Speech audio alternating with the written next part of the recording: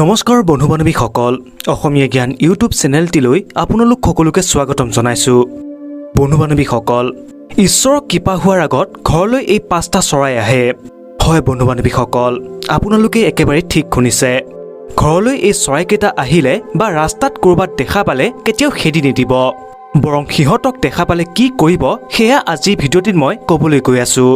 কাৰণ আমি এইটো বুজি নাপাওঁ যে কিছু চৰাই আমাৰ জীৱনলৈ সুখৰ খবৰ লৈ আহে, ঘৰৰ পৰা বাস্তুদোষ দূৰ কৰে। যি ঘৰত অশুভ সমস্যা আছে পক্ষীবোৰে তাক নিজৰ ওপৰত লৈ লয় আৰু ইয়াৰ ফলত দেখিব সেই ঘৰত আহি চৰাইবোৰ ঘনে ঘনে মৃত্যুবৰণ কৰে। গতিকে বন্ধুসকল সন্মুখত দুৰ্গা পূজা আহি আছে, সেয়েহে ঘৰলৈ যদি এই 5টি চৰাই আহে তেন্তে আপোনাৰ ওপৰত ঈশ্বৰৰ কৃপা দৃষ্টি পৰিবলৈ গৈ আছে। তেন্তে আহক এইবাৰ জানি লওঁ কি সেই 5টি চৰাই।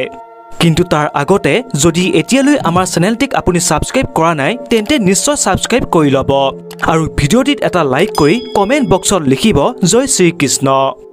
নাম্বাৰ 1 ঘনচিৰিকা চৰাই। বন্ধু বান্ধৱীসকল আমি সৰুৰ পৰা ডাঙৰ হৈছোঁ এই ঘনচিৰিকা চৰাইবোৰক দেখি, কিন্তু দুখৰ বিষয়টো হৈছে যে আজিকালি এই ঘনচিৰিকা চৰাই বহু কমি গৈছে।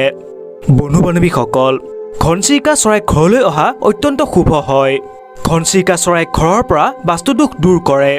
যি ঘৰত ঘনচিৰিকা চৰাই বাস লয় সেই ঘৰত মা লক্ষ্মী বাস থাকে। বন্ধু বান্ধৱীসকল তুলসী দাসেও ৰজা দশৰথৰ ঘৰত ঘনচিৰিকা চৰাইৰ বিষয়ে বৰ্ণনা কৰি গৈছে। নাম্বাৰ 2 পূজাৰ আগত ঘৰৰ সন্মুখত যদি বাৰে বাৰে কাউৰী আহি কা মাতিব ধৰে তেন্তে ঘৰত কোনো নহয় কোনো অতিথি অহাৰ সংকেত বুজায়। বন্ধু বান্ধৱীসকল সেই অতিথি কিন্তু আপোনাৰ পূৰ্বপুৰুষো হ'ব পাৰে, কাৰণ আমি সকলোৱে জানো যে কাউৰী যমৰাজৰ বাহন। সেয়েহে পিতৃলোকৰ পৰা যেতিয়া কোনো অতিথি আমাক চাবলৈ আহে তেতিয়া কাউৰীয়ে বিভিন্ন সংকেতৰ মাধ্যমেৰে আমাক সেইটো বুজাবলৈ চেষ্টা কৰে। নাম্বাৰ 3 ফেঁচা। বন্ধুসকল আমি এইটো সকলোৱে জানো যে ফেঁচা হৈছে মা লক্ষ্মীৰ বাহন। গতিকে যিখন ঘৰত মা লক্ষ্মীৰ কৃপা পৰে সেই ঘৰৰ মানুহে ফেঁচাক বিভিন্ন ঠাইত দেখা পায় বা সপোনতো ফেঁচা বা মা লক্ষ্মী দৰ্শন পায়। নাম্বাৰ 4 পাৰ। পাৰ চৰাই বুধ গ্ৰহৰ লগত পোনপটীয়াকৈ জড়িত। ইয়াৰ উপৰিও পাৰৰ যোৰাক প্ৰেম আৰু শান্তিৰ প্ৰতীক মনা হয়।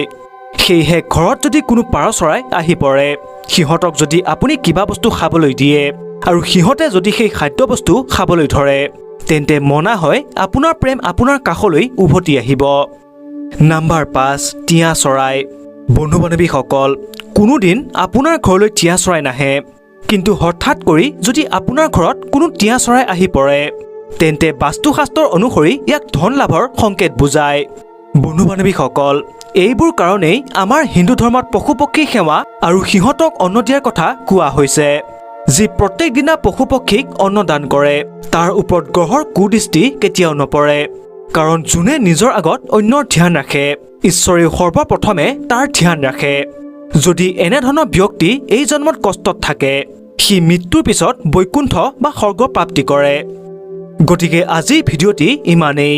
ভিডিঅ'টি চাই কেনে লাগিল তলত কমেণ্ট কৰি নিশ্চয় জনাব আৰু ভাল লাগিলে এটা লাইক কৰি দিব। তেন্তে পুনৰ এক নতুন তথা জ্ঞানবৰ্ধক ভিডিঅ'ৰ সৈতে লগ পাম। আজিলৈ ধন্যবাদ।